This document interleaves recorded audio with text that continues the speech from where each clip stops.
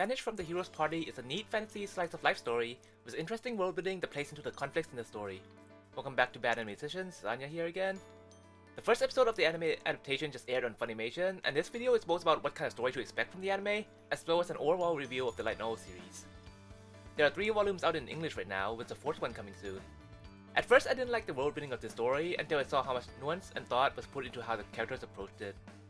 In this world, people's lives revolve around blessings, which are kind of like character classes in video games. However, blessings expand past just combat. They determine what skills people can learn, what items and medicine they can create, and even influence their emotions and compel them to act in certain ways.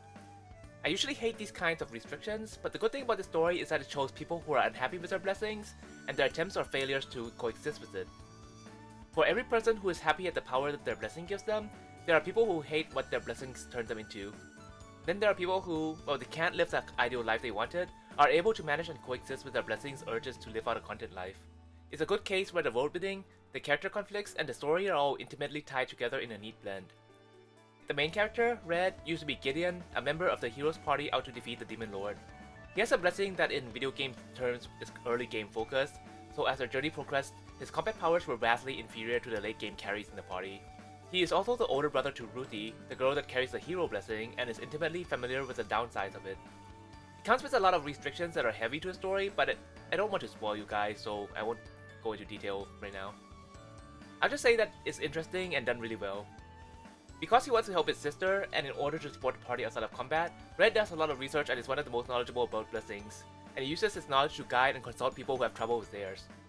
The story takes place after he got kicked out of the party by a dipshit, and went on to live as a pharmacist in the countryside under his pseudonym.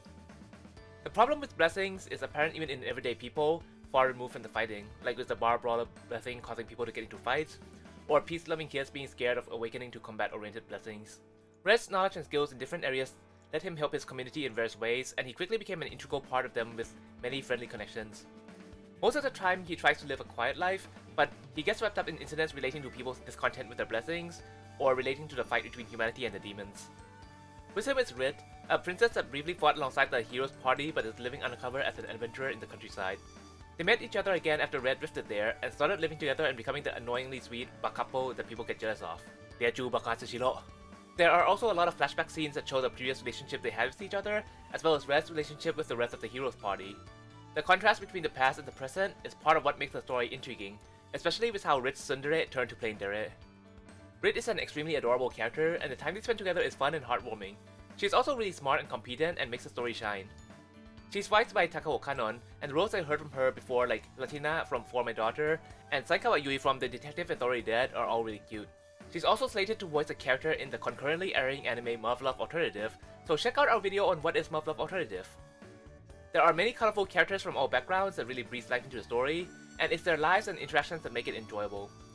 They have good voices too, like the hero sister, Ruthie, is voiced by Osora Naomi, the infamous Jahis. She also does a lot of cute roles too, like Satania and Inari.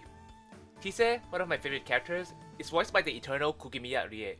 She's the one with the least connections with the other characters, entering the party at a late stage, but she quickly becomes an important existence for Ruthie. The High Elf Yarandala is a character that I'm really interested in, but she hasn't appeared that often within the volumes that I've read up to yet. She seems intelligent and elegant, but I noticed that she's voiced by Amami Yasora, so maybe she'll be an Aqua? Almost every role I've seen from her lately have been Aquas. I'm not that familiar with Red's voice actor Suzuki Ryota, but so far his role in the first episode is solid. I really look forward to the rest of the anime adaptation of this series, and I recommend reading the light novels too. Please check them out at the link below, it helps to support the channel, and please subscribe for more weeb stuff, and I'll see you again. And as always, anime was a mistake.